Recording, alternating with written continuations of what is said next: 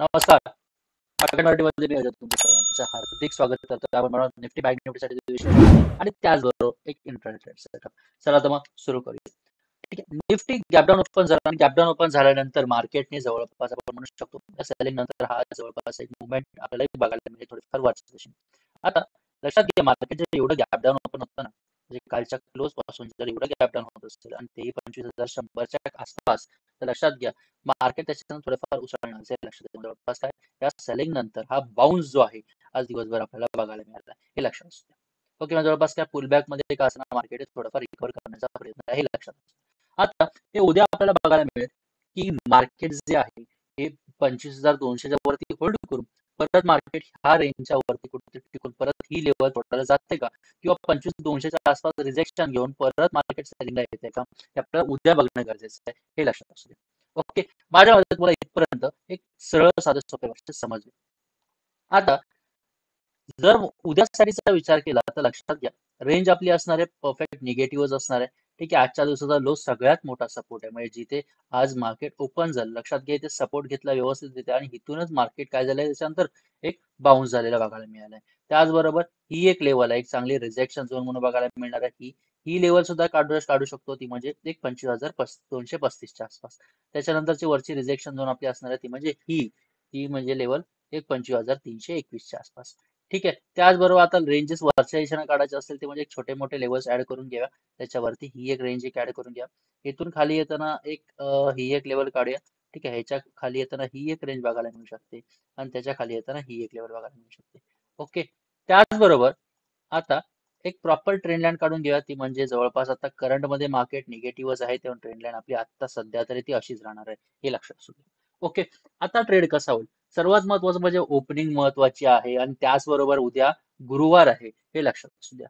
म्हणजे जवळपास उद्या गुरुवार आहे आणि मार्केट जे आहे उद्या निफ्टीची एक्सपायरी आहे आणि एक्सपायरी डे दिवशी तुम्हाला एक जर मार्केट 25,250 जवळपास या लेवलच्या वरती कुठेतरी होल्ड करताना किंवा ट्रेंड लाईन तोडून जाताना बघायला मिळालं तर डेफिनेटली तुम्हाला एक मोठी तेजीची मुवमेंट वरच्या दिशेने बघायला मिळू शकते. कॉल बाय करून एक तयार राहू शकता रेडी राहू शकता त्या मुवमेंटसाठी. परंतु जर मार्केट ही लेवल तोडून खाली येत असेल ती म्हणजे 25,150 किंवा 160च्या खाली तर डेफिनेटली याच्या खाली तुम्ही सेल करू शकता. आपण म्हणू शकतो एक सेलिंग नंतर हा पुलबॅक होता त्याच्यानंतर मार्केट इथे रिजेक्शन घेऊन परत मार्केटमध्ये एक सेलिंग जी आहे ही कंटिन्युअस झालेली आहे हे आपण म्हणू शकतो हे लक्षात असू द्या. आणि मेन सपोर्ट असणार आहे आपला 25,083 किंवा 25,100च्या आसपासचा हे लक्षात असू द्या. माझ्या मते क्लिअर एक सिम्पल सेटअप समजतोय का तुम्हाला मार्केटचा. ठीक आहे परंतु उद्या जर गॅपडाऊनच मार्केट ओपन झालं ह्या रेंजेसच्या कुठेतरी खाली आले इथे ठीक आहे तर आपण कसं एक्सपेक्ट करू शकतो मार्केट मोमेंटम जर मार्केट गॅपडाऊनच ओपन झालं कुठेतरी खाली तर लक्षात असू द्या मार्केट टिकत असेल त्या रेंजच्या खाली म्हणजे जवळपास आपण कोणती रेंज पकडू शकतो त्याच्या खाली एक 25,150च्या खाली कुठेतरी टिकत असेल डेफिनेटली आपण 25,100 ते 25,000 म्हणजे आजच्या दिवसाचा लो पर्यंत एक घेऊ शकतो टार्गेट. परंतु ह्याचा लो तरी तोडला तर डेफिनेटली खालचे लेवल्स आहेत 25,050 किंवा खालच्या 25,000ची लेवल ह्या लेवल सुद्धा आपल्याला एक टार्गेट एक सेट करू शकतो किंवा तिथपर्यंत टार्गेट सुद्धा आपल्याला मिळू शकतं हे लक्षात असू द्या. सो त्या एक विचार आणि नियोजन उद्या करणं गरजेचं आहे हे लक्षात असू द्या. ठीक आहे त्यामुळे बाईंग जी असेल ते ह्याच्यावरतीच आणि सेलिंग असेल ती ह्याच्या खालीच हे दोन रेंजेस तुम्ही लक्षात घ्या. ठीक आहे आणि उद्यासाठीचा सिम्पल आपण म्हणायचं असेल तर सेटअप कशासाठी ऑप्शनसाठी हे समजून सुद्धा घ्या कारण उद्या एक्सपायरी डे सुद्धा हे लक्षात असू द्या. बँक निफ्टीचा विचार केला बँक निफ्टीने ही मोठी मुवमेंट दिली होती हे लक्षात घ्या. याच्या आधी म्हटलं होतं ही मोठी मुवमेंट दिली होती आणि त्याच्यानंतर मी म्हटलं होतं एक ब्रेकआउट होणं गरजेचं आहे आणि ते ब्रेकआउट झालंय का डेफिनेटली नाही ब्रेकआउट अजिबात झालेलं नाही गॅप डाऊन झाला आणि परत त्याच रेंजमध्ये बँक निफ्टी आलेला आहे. त्याच रेंजमध्ये म्हणजे कोणत्या 51,200 ते 51,000 आपण म्हणू शकतो 500 जवळपास या रेंजमध्ये मार्क एक बँक निफ्टी ट्रेड होतोय गेले कित्येक दिवस जवळपास 30 आपण म्हणू शकतो ऑगस्ट पासून आज जवळपास 4 सप्टेंबर पर्यंत एका रेंजमध्ये जवळपास काय ऑप्शन सेलर्स आता एक झोन झालेले आहे हे तुम्ही सगळ्यांनी लक्षात घ्या. आता जर आपल्याला बघायचं असेल काय की एक प्रॉपर ब्रेकआउट तर कसं काढू शकतो सगळ्यात महत्वाचं म्हणजे एक प्रॉपर रिजेक्शन झोन ती म्हणजे ही आहे प्रॉपर सपोर्ट झोन ती म्हणजे ही आहे जवळपास काय प्रॉपर लेवल्स आपल्याकडे झालेले आहेत हे लक्षात असू द्या. त्याचबरोबर करंट ती मोठी रिजेक्शन पकडू शकतो ही एक 51,800च्या आसपास ज्याच्यावरती मार्केट इथपर्यंत गेलं होतं, पण त्याच्यानंतर काय आज गॅप डाऊन झालं, त्यामुळे आपण काय विचार करू शकत नाही. आणि त्याच्या खालची रेंज आपण बघू शकतो ही, हे लक्षात असू द्या. इथून जेव्हा थेट 15 मिनिटाच्या टाइम फ्रेम वरती, आता 15 मिनिटावरती आल्यानंतर लक्षात घ्या 51,500च्या वरती आपण 51,600ची ऍड करूया आणि त्याच्यावरती रेंज काढूया 19,700च्या आसपासची. ठीक आहे, इथून खाली येताना ही एक रेंज जी आहे ती ऍड करून घेऊया. ठीक आहे, त्याचबरोबर ह्या छोट्या मोठ्या लेवल ज्या आहेत त्या सुद्धा ज्या एक ऍड करून घेऊया, हे लक्षात असू द्या. ओके, आता ट्रेड कसा, सर्वात महत्वाचं म्हणजे ब्रेकआउट गरजेचं आहे, हे लक्षात घ्या. म्हणजे जवळपास काय की रेंजच साईडवेज आहे आणि ह्या लेवलमध्ये मार्केट जर असेल ना, तर तुम्ही ऑप्शन सेलर असाल तर दोन्ही रेंजेस सेल करून टाका. मध्ये जे मार्केट टिकेल डेफिनेटली आपण म्हणू शकतो एक टाइम डिकेने तुम्हाला डेफिनेटली प्रॉफिट बघायला मिळू शकतो. परंतु जर ऑप्शन बाहेर असाल तर तुम्हाला थोडंफार स्कॅल्प घ्यावे लागतील. 1 मिनिट 2 मिनिटाच्या टाइम फ्रेमवर तुम्ही थोडक्यात काय बाय आपण म्हणू शकतो लो सेल हायची स्ट्रॅटेजी इथे वापरायला लागेल.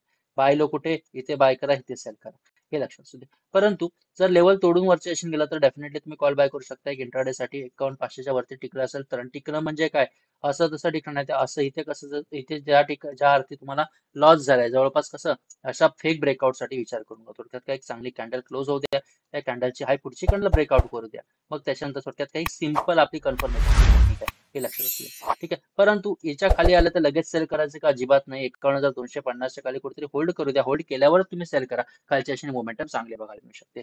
किंवा मार्केट जर ह्या रेंज मध्येच राहत असेल तर डेफिनेटली आपण म्हणू शकतो सकाळच्या सत्रातच या रेंज मध्ये राहिलं तर मग तुम्हाला दुपारी 11 साडे 11 नंतर ब्रेकआउट बघायला मिळू शकतो. आणि जर 12:30 1 पर्यंत जरी झालं नाही तर 2 नंतर तुम्हाला ब्रेकआउट बघायला मिळू शकतो. आणि 2 नंतर नाही बघायला मिळालं तर मग 3 नंतर ब्रेकआउट जरी बघायला मिळालं त्याच्यामध्ये ट्रेड घेऊ नका, हे लक्षात घ्या. ठीक आहे, त्याचबरोबर आपण थेट जेव्हा काही स्टॉकच्या अनालिसिसकडे इंट्राडेसाठी जर स्टॉक्स बघायचे असतील, ठीक आहे, मार्केट सध्या एका रेंज मध्ये बघायला मिळतो. त्यामुळे आता सध्या आपण पहिला शेअर बघूया तो म्हणजे क्रॉम्प्टन.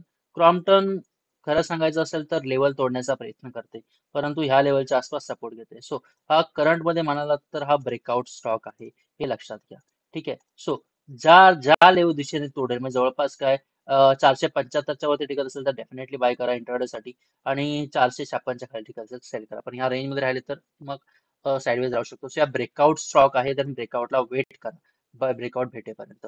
ठीक आहे, बाटा रिजेक्शन घेतो वरच्या दिशेने लो तुटला तर डेफिनेटली सेल करू शकता. 1,441च्या खाली सेल करा.